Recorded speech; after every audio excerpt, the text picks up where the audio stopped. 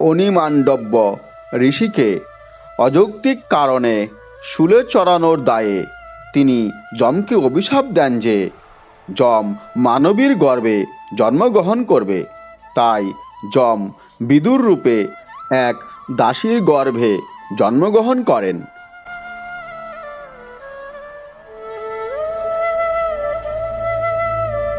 অম্বিকার গর্ভে অন্ধপুত্র এবং অম্বালিকার গর্ভে পাণ্ডুর বর্ণপুত্রের জন্ম হলে ব্যাসদেব মাতা সত্যবতী অত্যন্ত বিচলিত হন। তাই পুত্রের জন্মের পর রানী অম্বিকা পুনরায় ঋতুমতী হলে সত্যবতী তার গর্ভে আরেক পুত্র উৎপন্ন করতে অম্বিকাকে ব্যাসদেবের আশ্রমে যেতে বললেন। আশ্রমে যাওয়ার পূর্বে ব্যাসদেবের বীভৎস কদর্য চেহারার কথা মনে করে অম্বিকা আর যেতে রাজি হলেন না। পরিবর্তে তিনি তার এক দাসীকে ব্যাসদেবের আশ্রমে পাঠালেন। তখন ব্যাসদেবের নিয়োগের মাধ্যমে সেই দাসীর গর্ভে এক পুত্র সন্তান জন্ম নেয়, যার নাম রাখা হয় বিদুর।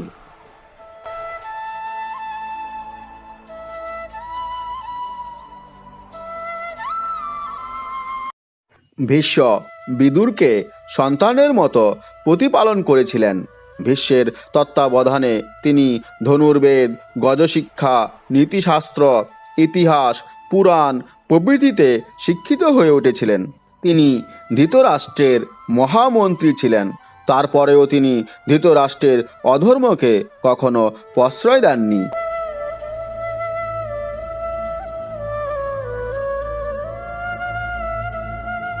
দুর্যোধনের জন্মের সময় দুর্লক্ষণ দেখে ইনি ধৃতরাষ্ট্রকে এই সন্তান পরিত্যাগ করতে বলেছিলেন। এই উপদেশ ধৃতরাষ্ট্র কান দেননি, বরং এই দুর্যোধনের সহায়তাতেই যতুগৃহ ষড়যন্ত্র করা হয়। পরবর্তীকালে বিদুরের সহায়তাতেই যতুগৃহ ষড়যন্ত্র থেকে পাণ্ডবরা রক্ষা পায়। ধৃতরাষ্ট্র দ্রুপদপুরী থেকে কুন্তী ও দ্রৌপদী সহ পঞ্চ পাণ্ডবকে হস্তিনাপুরে আনার জন্য বিদুরকে প্রেরণ করেছিলেন।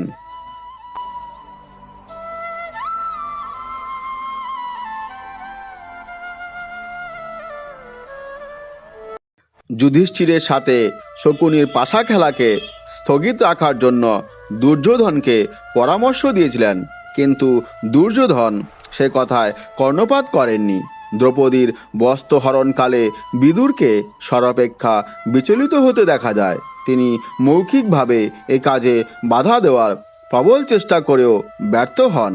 পরবর্তীকালে বিদুরের পরামর্শেই ধৃতরাষ্ট্র এই বিবাদ মিটিয়েছিলেন।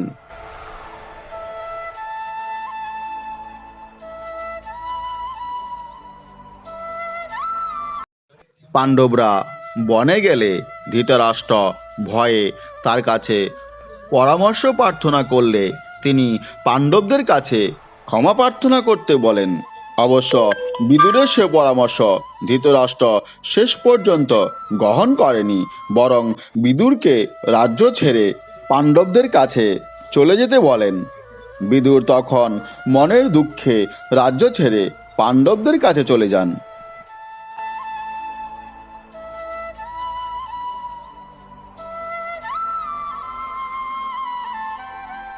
পরে ভীষ্মের কথায় ধৃতরাষ্ট্র সঞ্জয়কে পাঠিয়ে বিদুরকে রাজ্যে ফিরিয়ে আনেন।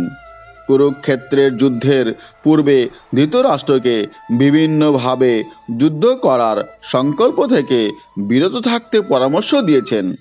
কুরুক্ষেত্রের যুদ্ধের পর তিনি 15 বছর ধৃতরাষ্ট্রের সাথে পাণ্ডবদের আশ্রয়ে বসবাস করেন।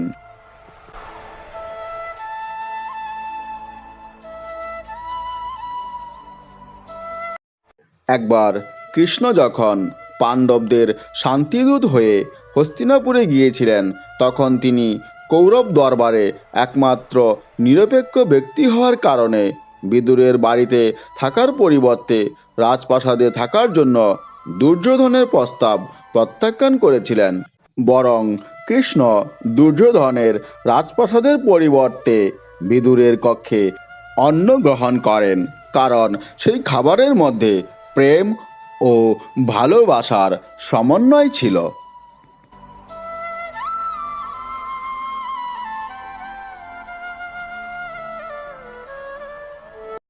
কৃষ্ণের সফরের সময় বিদুর বারবার সবাইকে কৃষ্ণের কথার মনোযোগ দেওয়ার পরামর্শ দিয়েছিলেন।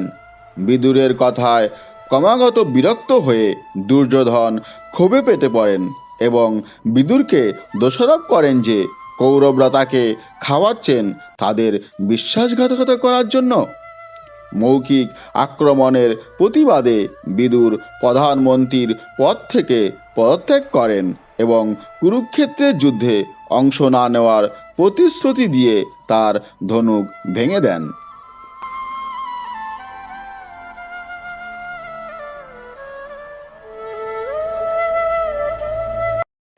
কুরুক্ষেত্রের যুদ্ধের পর যুধিষ্ঠির সম্রাট হন এবং তার অনুরোধে বিদুর পুনরায় প্রধানমন্ত্রীর পদে কাজ শুরু করেন। বহু বছর পর বিদুর ধৃতরাষ্ট্র, গান্ধারী এবং কুন্তিকে নিয়ে বনে যান এবং সেখানে সহজ সরল জীবনযাপন করেন। অবশ্য তাদের সঙ্গে সঞ্জয়ও ছিল।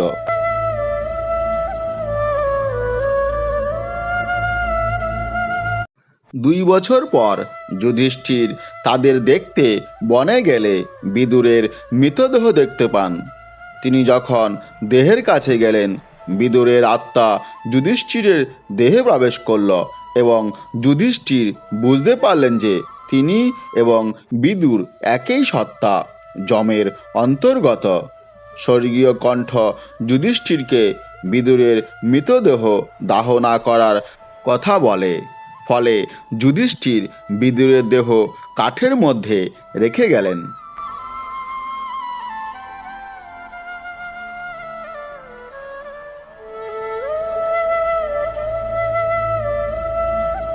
হ্যালো ফ্রেন্ডস, ভিডিওটি কেমন লেগেছে?